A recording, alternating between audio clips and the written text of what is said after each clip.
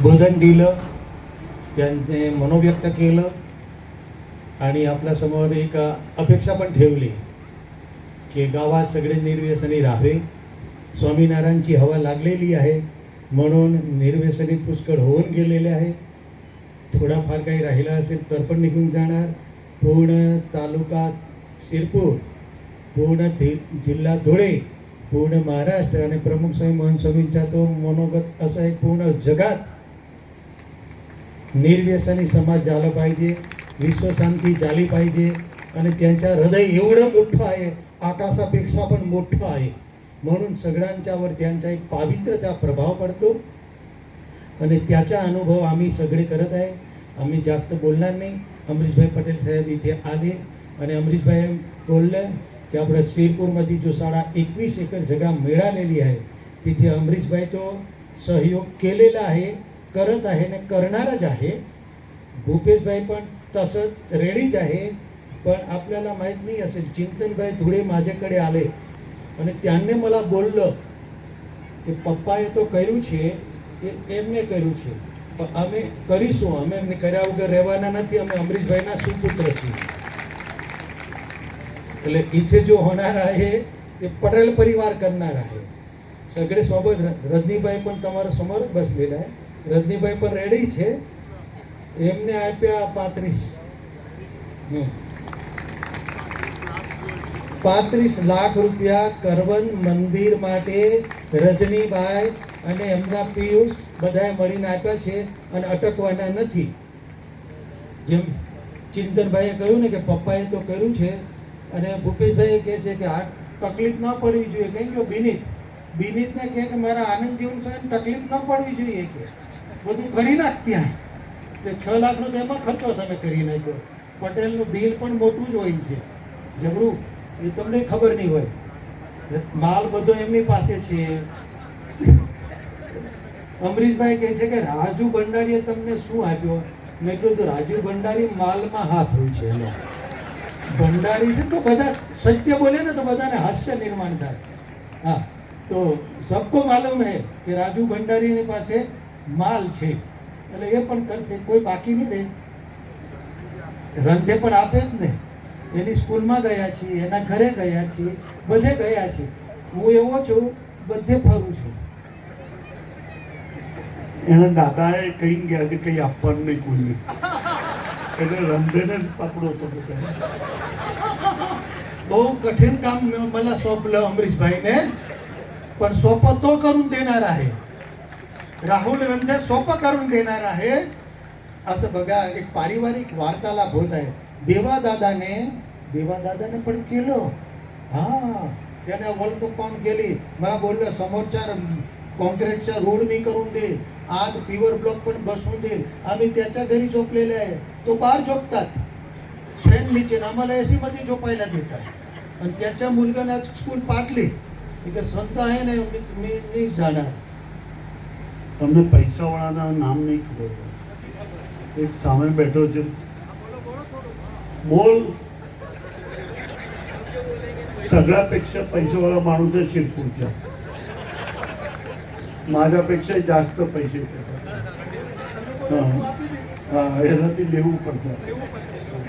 આપણે બે મળીને અને ભગવાનના આશીર્વાદથી તમારી ઈચ્છાથી બધું પૂરું થશે. તમારી બાજુમાં છે આ કિંચન, ફકીર માણસ છે. એના ઘરે અમે ગયા તો ભર ઉનાળે અમને એસીમાં સુવાડે ને એ લીમડા નીચે ખાટલો નાખીને બપોર સુતા. આવો એમએલએ પૃથ્વી પર એકેય નહીં હોય.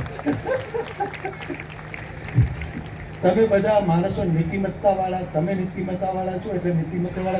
आज करवण गावामध्ये आल्यानंतर इतकं प्रसन्न असं वाटतं आहे की इथं साक्षात परमेश्वर उतरून आलेलं असं वातावरण आपल्याला वाटतं. आणि जिथं संत आहे तिथं काहीच कमी नसते. त्यामुळे इथं सगळे परिसरातून आलेले, महाराष्ट्रातून आलेले सगळे संत आलेले आहे.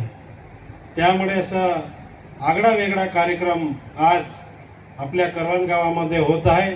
सुंदर असं मंदिर बनवलेलं आहे स्वामीनारायणचं. आणि हे मंदिर आपल्या तालुक्याला प्रेरणा मिळणार आहे, आशीर्वाद मिळणार आहे. त्यामुळे सुंदर असं कार्यक्रम इथं आपल्या इथं होत आहे. स्वामीनारायण जे स्वामी असतात ते आपल्या पूर्ण जिल्ह्यामध्ये फिरत असतात आणि आपल्या लहान मुलांना संस्कार देत असतात आणि आपल्याला सुद्धा जीवन कसं जगायचं हे आपल्याला शिकवण देत असतात. आणि त्यामुळे आपल्या जिल्ह्यामध्ये स्वामी जीवन स्वामी फिरत असतात. माझ्या घरी पण येऊन गेले ते आणि आमच्या घरी आले म्हणजे आपण जे म्हणतो ना, संत आले घरी तोच दिवाळी दसरा असं असं वाटायला लागलं. आणि हे सुद्धा या काळाची गरज आहे. संसारिक जीवनामध्ये जीवन जगत असताना आपल्याला आत्मिक शांती सुद्धा गरजेची असते आणि त्या दृष्टिकोनातून आपल्याला संसारिक जीवनामध्ये काम करत असताना आम्हाला आत्मिक शांती जर मिळवायची असेल तर आपल्याला अशा या कार्यक्रमामध्ये भाग घ्यावा लागणार आहे. तेव्हाच आपल्याला आत्मिक शांत मन शांती आपल्याला लाभणार आहे. त्यामुळे जसं भाईंनी सांगितलं की मनुष्य जीवन हे 84 लाख फेरा फिरून सरदार योनी मिळालेली आपल्याला. ही सरदार योनी म्हणजे आपल्याला परमेश्वर नंतर माणूसच आहे अशी योनी आपल्याला मनुष्य जीवन मिळालेलं आहे. या मनुष्य जीवनाला सार्थक ठरवायचं असेल तर आपल्याला मेहनत करावा लागेल, भक्ती करावा लागणार आहे, तरच आपल्याला शक्य होणार आहे. नाहीतर आपण बाहेरचे संसार तर कमावणारच आहे, कारण हे लागणारच आहे, परंतु आपल्याला आत्मशांती मन शांती जर करायची असेल तर आपल्याला भक्ती करावा लागणार आहे. त्यामुळे आपण अशा कार्यक्रमामध्ये भाग घेतला पाहिजे. आज मी तुम्हाला एक दोन उदाहरणं सांगणार आहे. जेव्हा आपण मनुष्य जीवन मिळालेलं आहे, मनुष्य जीवन मिळालं आपल्याला शरीरासाठी चांगलं जेवण लागतं, तेव्हा आपलं शरीर चांगलं राहतं. समजा आपण 2 टाइम जर उपास राहून गेला तर आपलं शरीर हा ढिलं पडायला लागून जातं. तर हे शरीराची खुराक हे आपलं चांगलं जेवण मिळतं, हे आपण करत असतो शरीर चालवण्यासाठी. आणि मनाची खुराक आपण मनोरंजन बघतो, किंवा तमाशा असतो आणि काही टीव्ही पिक्चर असतं, हे मनोरंजन आपण करत असतो. घराघरामध्ये टीव्ही लागलेला आहे, आता मोबाईल येऊन गेलेला आहे, त्यामुळे आपण कायमस्वरूपी मनोरंजन करत असतो. ही मनाची खुराक आहे. म्हणजे आपण मनाला जास्त खुराक द्यायला सुरुवात करून दिलेली आहे. आणि जो शरीराला चालवता आहे, जी शरीराला चालवणारी आत्मा आहे म्हणजे जीव आहे, त्याला आपण खुराक जास्त देत नाही. मग त्याची खुराक आहे, त्याची खुराक आहे भक्ती आहे. जर आम्ही शरीराला दोन म्हणजे नाश्ता जर केला तर 3 टाइम आपण जेवण देतो शरीराला, आणि मनाला तर जेव्हा आलं तेव्हा टीव्ही पिक्चर बघतो आहे, त्याला मनाला सुद्धा आपण बलवान करून टाकलेला आहे. परंतु आत्म्याची खुराक आपण जास्त देत नाही. आत्म्याची खुराक भक्ती आहे. जर आपल्याला 2 टाइम जेवण लागतं तर आत्म्याला काय 1 टाइम लागतं का? तर हे सुद्धा करण्याची गरज आहे जर आम्हाला आमचं आत्मा मजबूत करायची आहे, कारण शरीराची मालक आत्मा आहे. आणि आम्ही काय करून दिलेलं आहे, सालदारला मालक बनवून ठेवलेला आहे. म्हणजे मनाला मालक बनवून ठेवलेला आहे आणि आत्म्याला सालदार बनवून टाकलेला आहे. हे असं चालणार नाही आहे. त्यामुळे हे स्वामीजी आपल्याला हे शिकवतात. त्यामुळे आपण संसारिक जीवनामध्ये संसार करत असताना, संसार कमवत असताना आम्हाला आमच्या आत्म्याकडे बी लक्ष देणं गरजेचं आहे. तेव्हा आम्ही दोघांकडे मजबूत होणार आहे. बाहेर पण आम्ही मजबूत होऊ, आंतरिक पण मजबूत होऊ. आणि जर दोघीकडे मजबूत झालं तर आपण यशस्वी होणार आहे. आणि त्यामुळे मी आपल्याला या कार्यक्रमानिमित्त मी आपल्याला सगळ्यांना विनंती करेल की जे काही आपल्याला घरामध्ये देवी देवता आहे त्यांची भक्ती केली गेली पाहिजे. थोडं का असेल ना, 1 तास 2 तास जे काही असेल तितकं जर केलं तर निश्चित आपल्याला आत्म्याला शांती मिळेल असं मी आजच्या दिवशी सांगेल. मी आता जास्त काही बोलणार नाही, कारण स्वामीजी बसलेले आहे सगळे, आणि हे स्वामीजी आपल्याला हेच शिकवण देत असतात.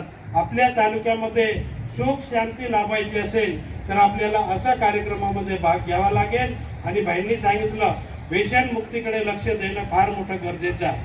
तर आपण या माध्यमातून, या स्वामींच्या माध्यमातून आपण सगळे मिळून व्यसन मुक्तीकडे जास्त वळूया आणि लहान मुलांना अशा या केंद्रावर संस्कार केंद्रावर त्यांना भाग देऊन त्यांचे संस्कार कसं घ्यायचं असं इथं शिकवलं गेलं पाहिजे असं मी आपल्याला वाटतं आहे. आणि मी माझे 2 शब्द संपवतो. इतकं डेडिकेटेड महाराज बी आपल्याला जिल्ह्याला मिळालेले ते मिळू शकत नाही. इतकं डेडिकेशन आहे की त्यांना रात्र दिवस व्यसनमुक्ती कशी होईल, लहान मुलांना संस्कार कसे मिळतील आणि पुढच्या भविष्यात त्यांच्या कसं चांगलं राहील त्याच्याशिवाय काहीही त्यांना दिसत नाही. असे स्वामीजीने आज मला तर नवई वाटली. मला तर 4-5-6 महिन्यापूर्वी माहीत पडलं की इथे इतकं चांगलं मंदिर बनत आहे. मला असं वाटलं की 10x10चं मंदिर बनवलं असेल आणि त्याच्या हे असेल. 5 जण मी येऊन पाहिलं, त्याची सर्व कारिगिरी, त्याची अंदरची कारिगिरी, जसं आपण आपला घरच्या मंदिर बनवतो तसं मंदिर स्वामीजी आपण बनवलेलं. स्वामीजी म्हणे माझं शिरपूर घरच आहे. आता आपण शिरपूर मध्ये बी त्यांनी एक मंदिर बनवलेलं आहे. आता आपण दैवत जवळ मी काही 10-1 एकर आणि बाकी बी लोकांनी काहीतरी 20-25, आपली 11 एकर आहे आणि बाकी लोक 10.5, 21.5 एकर जमीन दान दिलेली आहे. आणि त्याच्यामध्ये बी एक भव्य शिरपूर तालुक्याचा सगळ्यापेक्षा मोठं मंदिर स्वामीजी बनवतील आणि आपण सर्वांनी साथ द्यायची आहे. आणि या तालुक्यामध्ये जे महत्वाचं आहे, व्यसनमुक्ती व्हायला पाहिजे. थोडस एक गोष्ट स्वामीजी मी सांगतो आणि मलाही ते ऐकून फार दुःख वाटलं की इंदिरा हॉस्पिटल आहे आपली, त्याच्यामध्ये डॉक्टरांना मी विचारलं की इथे पेशंट कुठले जास्त येतात, तर त्यांनी जे मला सांगितलं ते ऐकून तर मला फारच भयंकर शॉक बसला. त्यांनी सांगितलं सगळ्यापेक्षा जास्त किडनी पेशंट आणि लिव्हर पेशंट येतात. तर लिव्हर पेशंट कशासाठी येतात?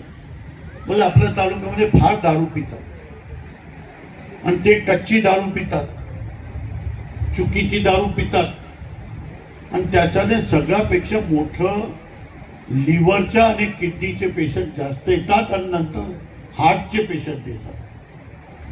मला स्वतःला ऐकून मला फार नवई वाटली.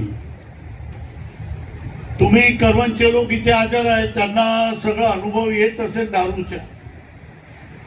घरी आपली माता बहिणी बसलेली आहे, त्यांनाही माहीत पडत असेल घरामध्ये आपला हसबंड आणि आपले पिताश्री कसे येतात. मी असं मानतो की 99% लोक असे पित नसेल, पण जे आम्ही जे हॉस्पिटलमध्ये ऐकलं त्याच्यावरून फार दुःख होत आहे.